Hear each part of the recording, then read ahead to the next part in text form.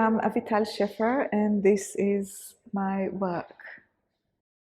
I've arrived in London after being about 2.5 months on the road. This is my big Europe trip, a bit delayed, but very rich and thorough. I've been traveling through Spain to improve my Spanish and also to discover more about the history of Islamic art in Spain, the penetration of Arabic into modern Spanish and its expression in art, and searching for clues of the Jewish history in Spain and the Moorish history in Spain. Then I moved to Portugal and continued the same investigation, fascination, and collection of materials. I was particularly after the history of some Jewish rabbis that are, so I'm told, have a connection with my family. So I traced the history, the Abarbanel family. I traced the history of this family in Portugal, and then after their deportation from Portugal in the 15th century to Italy. I've been looking for documents and materials that I can use in my work, not in any direct way, but materials that help me understand the linguistic processes and the history of the Jewish community relationship with the Arab community and the Christian community, that kind of painful history, but also very productive artistically. So I went to Padova and I found the grave of who is supposed to be one of my ancestors.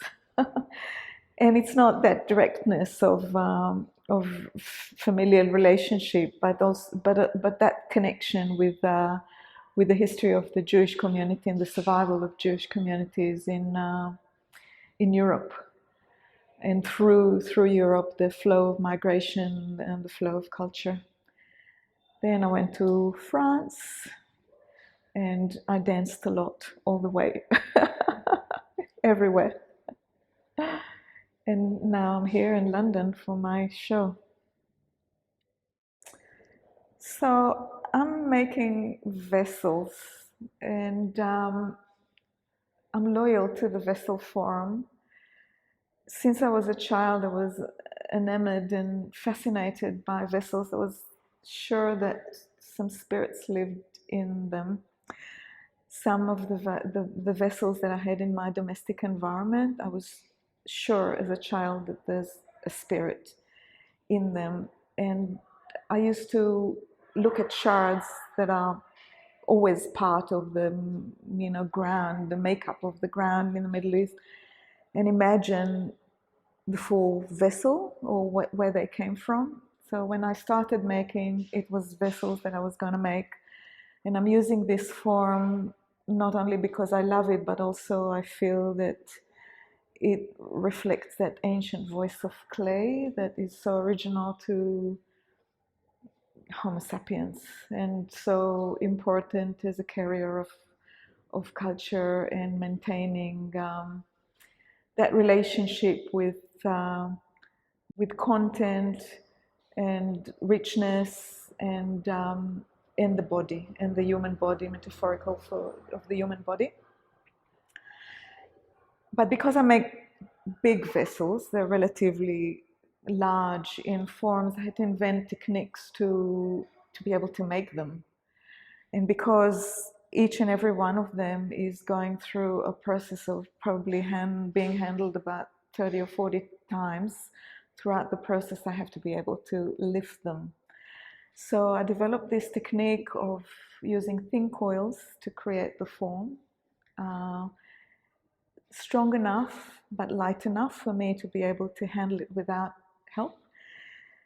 But also I like making family of forms. So I've invented this technique of making mother molds that within which I coil the beginning of a form, gives me a curve, gives me a beginning. It's like an embryon, and from it grows to many different forms. When I envisage a vessel, I kind of dream it, I imagine it, I make a basic drawing of it, but there's always room for chance there and surprise, because I keep looking at it all the time, and I'm looking at it from all angles.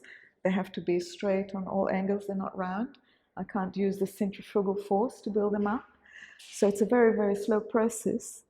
But sometimes it wants to go somewhere, and I let it happen, even though I didn't imagine it. So it's a bit of a negotiation of planning and chance, of gravity and lift, and then come details that I add to it, and surfaces that I kind of divide in order to create three-dimensionality within the surface.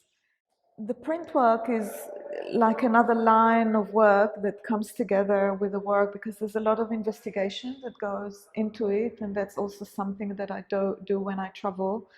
I'm looking for texts, mainly illuminated or ancient Hebrew and related languages texts. I'm very interested in old documents, not necessarily ones that are famous, but ones that are more intimate and have the print of the personal, of the intimate, of individuals. So I find these texts and I create. Sometimes they're only small bits, and I create like a carpet of text or repeated text that then goes on silk screens, which I have many screens, like a whole library of silk screens in my studio. I won't use all of them, but they're there. They kind of migrated from the obscurity of libraries where nobody ever looks at them onto screens ready to be revealed at some point or not.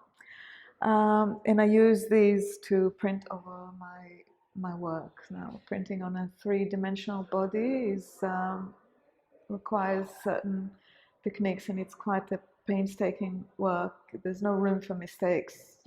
One wrong dab and the work is gone, because I work with minerals and ceramic material that get absorbed into that porous surface of my work. So I've got to be very concentrated and careful. And I like that aspect of the work because it's very different to the making. It's very gutsy and sort of big and very corporal. And this is almost like a laboratory work. So once the work is printed, I fire it again so that the print work becomes part of the skin of the work, and the gold gets another firing. So overall, my work is being fired 3 to 5 times in order to achieve, the surface that I'm after. I love working with clay, and I'm actually loyal to clay because I feel clay is a real sort of ancient and contemporary expression of human culture, of human existence, and it's been through the ages the archive of culture, and it keeps doing that job, although in a different way. My vessels are not simulating any particular vessels in culture, but I feel that I'm kind of searching for the same thing of, that ancient makers were looking for when they made the vessels. I'm still looking, and so I'm joining this line. On my vessels, both form and surface is a kind of, I want to say this, a kind of a meeting place between cultures. Particularly interested in the flow of people and what migration and war and political transformations during history influenced the passage of culture and languages, both in the Middle Eastern arena and in the Mediterranean basin. So my reference point is looking for documents of particular languages which are I can see it as my languages only because I can understand them and I was born into them. Hebrew, Arabic, Aramaic is of particular importance for me, and they serve as a metaphor of a conversation because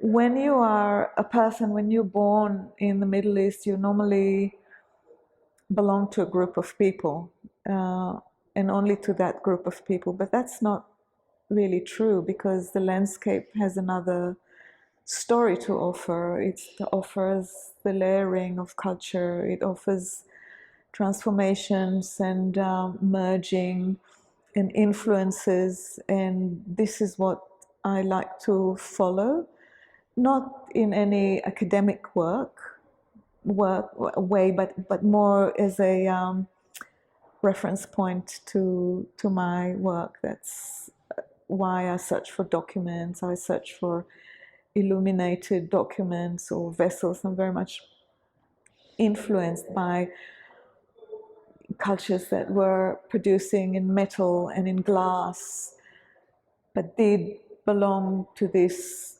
movement of objects throughout the Mediterranean and further beyond. So my forms are quite contained, but they're also the kind of vessels, but they're also documents at the same time because the contents sort of move to the surface. And they speak this language which is a mixture and makes reference to the conversation between cultures. Can be quite painful because this the subject of identity is a bit shaky. It's not confined and it's not determined by a place or a language, but it is determined by a movement of all of these.